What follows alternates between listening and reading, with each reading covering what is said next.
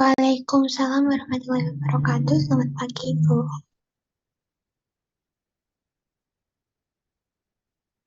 Ya, untuk apa namanya link absen, sebentar. Sama seperti minggu kemarin ya, ada yang masih punya?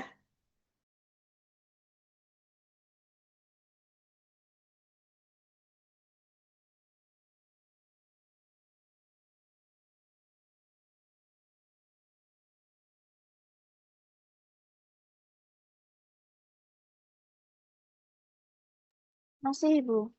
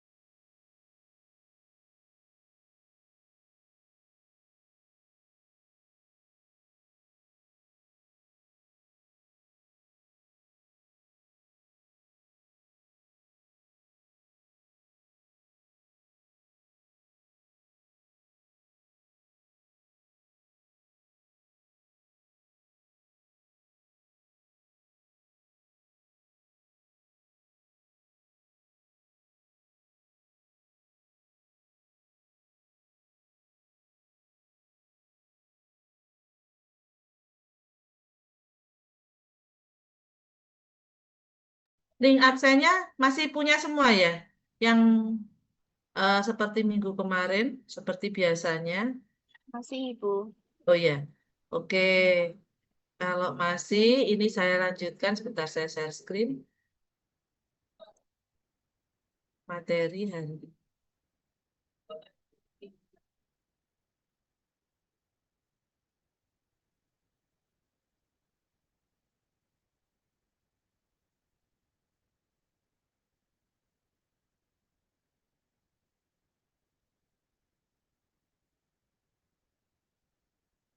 Sudah saya kirim di chat ya, masih proses untuk materi hari ini.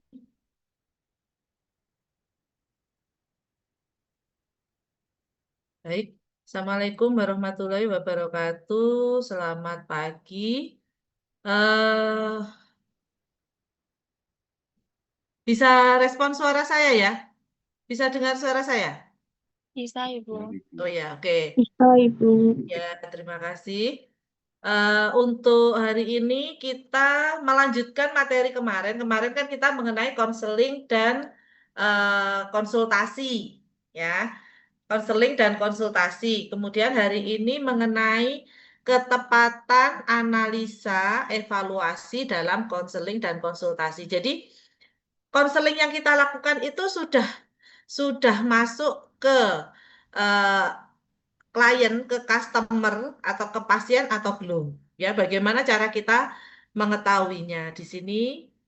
Nah, analisa evaluasi itu merupakan suatu proses menilai dan menafsirkan ya data yang diperoleh selama atau setelah sesi konseling atau konsultasi ya untuk mengetahui efektivitas intervensi. Kemudian ketepatan itu berarti kesesuaian dan kecermatan dalam menilai perubahan atau dinamika klien, baik secara psikologis, perilaku maupun sosial. Jadi ketepatan analisa evaluasi kita melihatnya tiga indikator ini ya untuk konseling dan konsultasi. Nah, tujuan evaluasinya itu menilai sejauh mana tujuan konseling yang ingin kita harapkan itu tercapai. ya, menyesuaikan pendekatan atau intervensi berdasarkan respon klien, memberi umpan balik kepada klien dan pihak terkait, ya, mengukur yang utamanya ini, mengukur perubahan perilaku, emosi atau cara berpikir dari klien atau customer ataupun pasien, ya, seperti itu. Ini kita mengukurnya bagaimana. Nah, jadi upaya unsur penting untuk ketepatan analisa itu ini. Unsur pentingnya kita harus memvalidasi ya. Jadi alat ukur yang memang kita pakai ini apa ya? Atau kita sudah tahu instrumen yang akan kita gunakan untuk menganalisa itu apa ya? Validitas, reliabilitas ya. Kemudian relevansi, apakah data nanti yang dikumpulkan relevan ya, dan objektivitas untuk menghindari bias dari hasil ya, hasil dari data konseling atau konsultasi.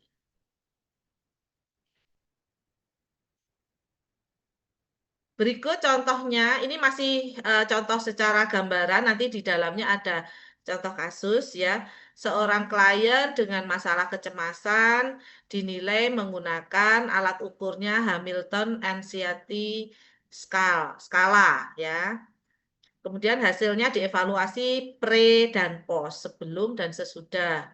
Kemudian evaluasi tidak hanya mengandalkan self-report, tapi juga observasi, perilaku, serta wawancara. Apabila ada yang tidak patuh atau tidak tepat ya, maka nanti akan didapatkan kesimpulan yang salah, jelas ya. Intervensi yang tidak efektif, kemudian klien merasa tidak terbantu atau malah menjadi buruk. Kemudian hasil konseling tidak bisa dipertanggungjawabkan secara profesional. Ini nanti apabila terjadi ketidaktepatan, ya. Nah, strateginya menggunakan instrumen atau alat ukur yang sudah divalidasi, lakukan evaluasi dari berbagai sudut pandang, ya, triangulasi data, kemudian dokumentasikan proses secara menyeluruh, lakukan refleksi dan supervisi. Jadi yang utama ini untuk meningkatkan ketepatan, ya, ketepatan pada saat kita melakukan konseling atau konsultasi. Nah, berikut contoh kasus. Ini contoh kasus yang sering kita hadapi pada saat pelayanan pasien, ya.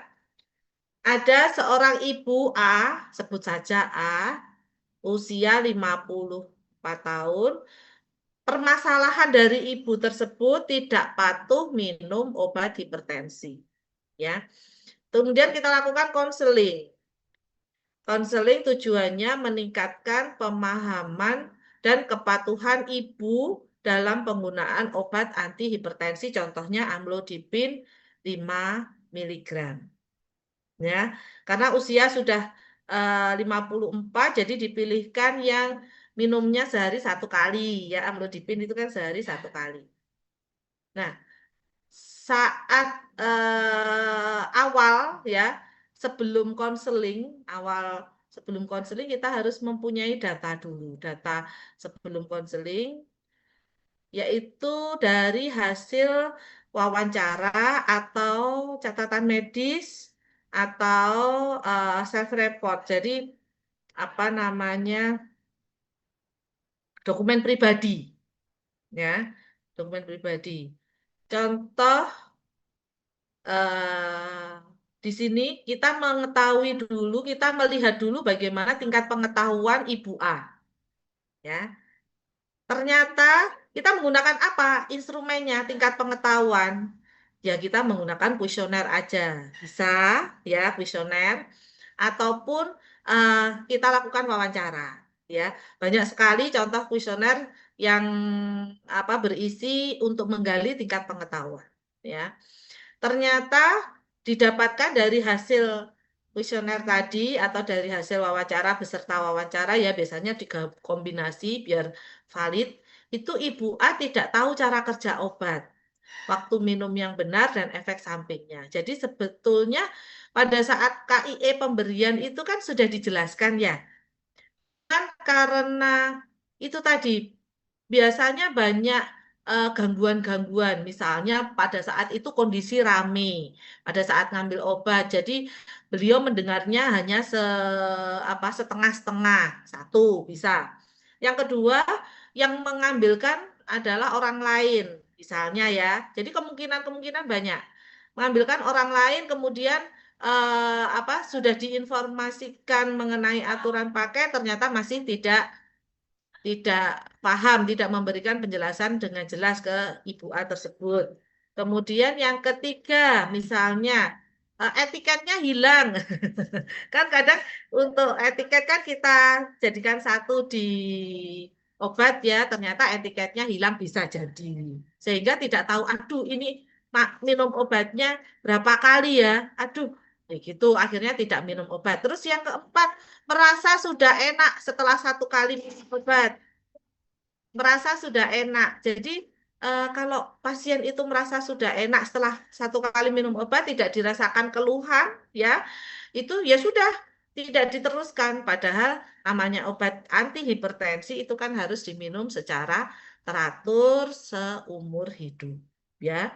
Nah, di sini tingkat pengetahuannya kurang, ya. Seperti itu. Terus kemudian kepatuhan, tingkat kepatuhan kita bisa banyak sekali instrumen untuk menilai tingkat kepatuhan, ya. Ada di jurnal-jurnal itu banyak. Kita menggunakan instrumen itu. Kemudian ternyata mengaku hanya minum obat jika merasa pusing. Nah, ini kan ditemukan lagi kan data-data dasar kenapa kita harus melakukan konseling, ya. Kemudian dari hasil pengukuran ini tekanan darah 160 per 100 dan tidak terkontrol segitu karena pernya ya itu 100 biasanya kan terlalu tinggi ya kalau diastolnya 100 ya. Sumber datanya wawancara, catatan medis dan self report. Ternyata didapatkan hasil seperti ini. Kemudian apa yang kita lakukan? Kita melakukan konseling ya, penjelasannya, prosesnya konseling itu kita melakukan penjelasan tentang pentingnya minum obat rutin meskipun tidak merasakan gejala. Kemudian edukasi efek samping ringan dan cara mengatasinya. Jadi kita tidak boleh menakut-nakuti pasien sehingga pasien nanti menjadi tidak patuh minum obat. Yang misalnya yang bisa kita sampaikan adalah efek samping ringan ya, yang ringan, yang nanti bagaimana cara mengatasinya seperti itu. Kemudian pemberian leaflet sederhana atau video edukasi ya, biar lebih masuk. Kemudian diskusi interaktif untuk menjawab kekhawatiran. Jadi konseling itu tadi kita gali dulu, ya kan? Gali dulu, kemudian beliaunya bercerita. Kemudian setelah beliau bercerita, kita minta waktu. Mohon izin Ibu, minta waktu untuk memberikan penjelasan agar nanti didapatkan hasil tekanan darah Ibu itu stabil. Tidak dikatakan normal ya, tetapi stabil karena memang ada riwayat darah tinggi seperti itu ya. Kemudian kita sampaikan. Ini prosesnya ya. Selanjutnya setelah proses dilakukan, kita melakukan evaluasi ya. Setelah 2 minggu biasanya obatnya itu kan diberikan dalam jangka waktu tertentu. Misalnya oleh dokter diresepkan 2 minggu pengobatan, nanti diminta kembali lagi. Nah, setelah 2 minggu itu kita lakukan ini lagi, ambil data lagi, bagaimana setelah 2 minggu minum obat. Apakah si ibu bisa menjelaskan cara kerja dan jadwalnya untuk pengetahuannya dulu kita gali, ya. Kemudian untuk kepatuhannya bagaimana? Sudah minum obat atau belum, ya, setiap hari atau tidak. Kemudian tekanan darahnya bisa kita ukur, membuktikannya kalau beliau sudah menyampaikan, saya sudah minum obat kok setiap hari. Nah, tekanan darahnya berarti kita harus asumsikan bahwa tekanan darah sudah menurun, ya, menurun dari 160/100 menjadi 140/90, jadi mendekati nilai normal, seperti itu. Kemudian sumber data, wawancara ulang, pengukuran, dan laporan keluarga. Jadi kita pada saat memberikan konseling, kalau ada keluarga, keluarga kita ajak. Karena apa? Karena untuk memantau minum obat di rumah itu keluarga yang dekat, ya, yang dekat, apalagi satu rumah seperti itu. Jadi kita bisa nanti bertanya ke keluarga, ya. Kemudian ini analisa evaluasi dari beberapa aspek, dari tingkat pengetahuan, hasilnya tadi meningkat, ya. Berarti interpretasinya materi konseling dipahami dengan baik. Kemudian dari kepatuhan, kepatuhannya meningkat. Berarti ada perubahan perilaku positif, ya. Perilaku sudah ada perubahan meskipun kita belum tahu karena kita masih 2 minggu awal, ya, tidak bisa menyimpulkan oh sudah perilakunya sudah berubah, tidak, tapi ada perubahan. Kemudian tekanan darah sudah menurun, artinya efektivitas intervensi itu masuk, ya, seperti itu. Kemudian sikap terhadap obatnya lebih percaya dan terbuka. Berarti sudah pasien atau customer atau klien merasa didukung dan lebih yakin, sehingga nanti diharapkan perilakunya akan ada perubahan. Ini analisa evaluasi. Ini kesimpulan dari evaluasi, ya, kesimpulan dari evaluasi itu. Konseling dinilai efektif dan tetap tepat sasaran, ya, karena terjadi peningkatan pemahaman, perubahan perilaku konsumsi obat, serta perbaikan indikator klinis. Maka bisa disimpulkan dari hasil evaluasi selama 2 minggu, ya, selama 2 minggu, belum yang lama, itu ada perbaikan indikator klinis. Terus kemudian setelah ini apa yang kita lakukan? Apakah berhenti sampai di sini? Tidak. Nah, ada rekomendasi lanjutan. Jadi, kita melakukan follow up. Jadi, setiap bulan atau 1 bulan lagi kita melakukan pemantauan lanjutan.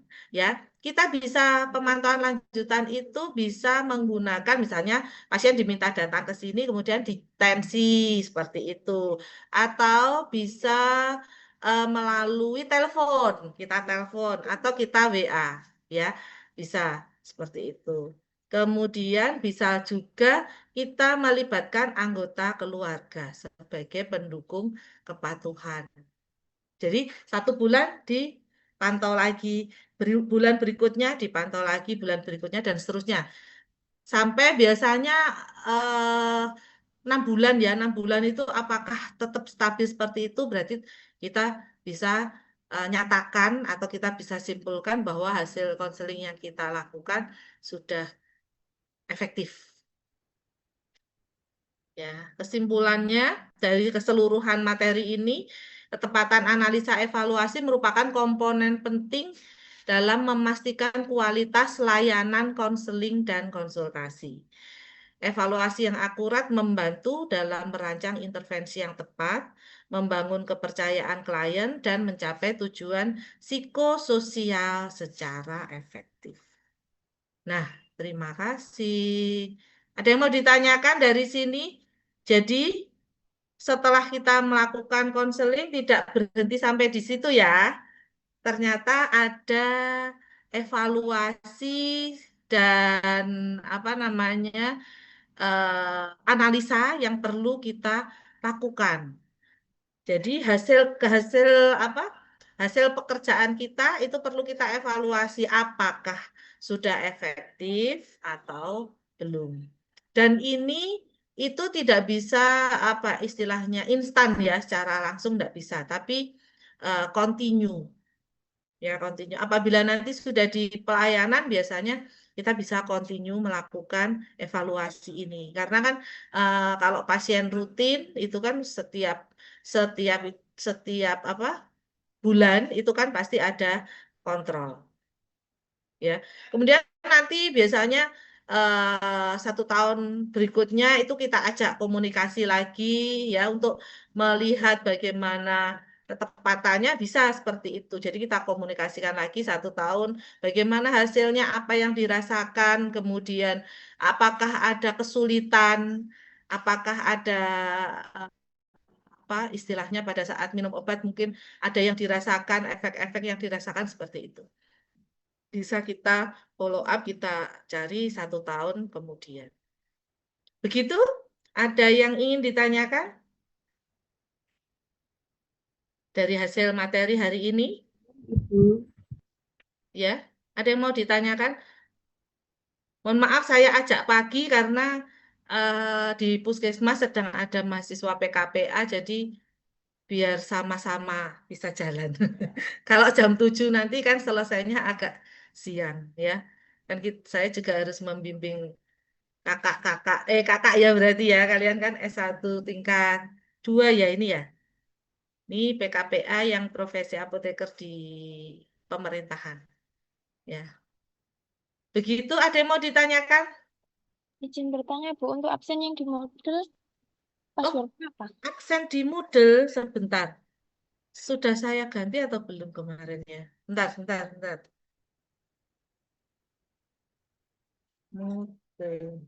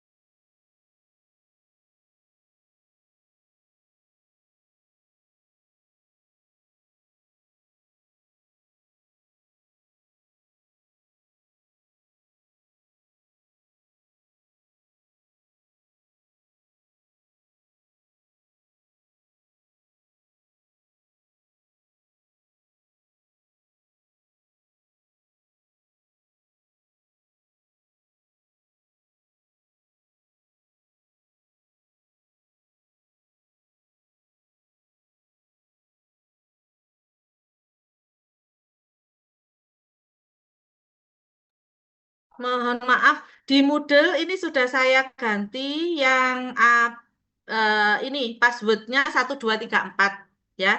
Pertemuan ke-12 yang bisa akses Moodle bisa absensi mandiri P ya, yang dipilih P bukan A ya, yang P absensi mandiri.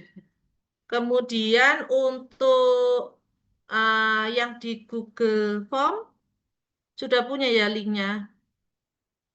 Bentar saya cek.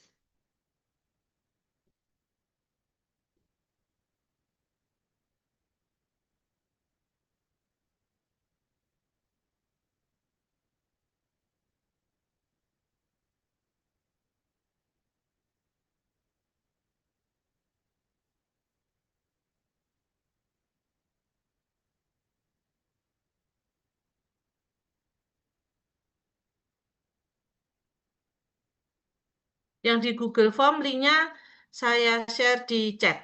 Mungkin bisa di apa namanya isi ya, bisa dibuka dan diisi untuk Google Form. Begitu? Ada yang mau ditanyakan dari sini?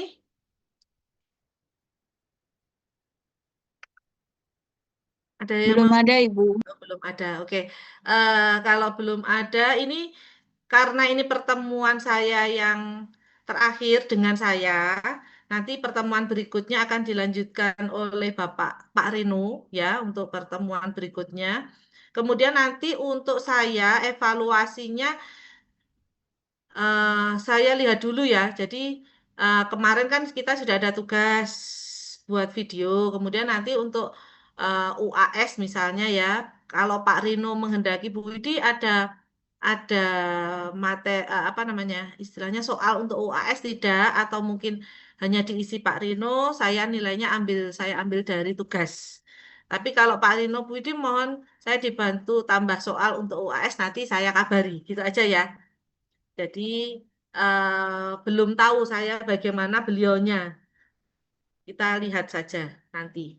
Seperti itu sudah Sudah, Ibu. sudah dimengerti? Dapat dimengerti, Ibu. Oke. Oke. Kalau sudah dimengerti, ada yang mau ditanyakan tidak? Belum ada. Belum ada, Ibu. Belum ada, Ada Ibu. yang mau bertanya? Belum ada. Kalau belum ada, mohon apa namanya? Nanti saya diinfo kalau misalnya eh, selesai ya kalian ya. Maksudnya eh, yang PJMK mungkin info ke saya misalnya, ini sudah selesai mau UAS lah itu nanti saya berkoordinasi dengan Pak Rino. Seperti itu, nggih. Titip saya di info kalau misalnya sudah selesai materi Pak Rino, kemudian waktunya UAS, nanti saya dikabari agar nanti saya bisa koordinasi dengan Pak Rino, ya. Baik, Begitu? Ibu.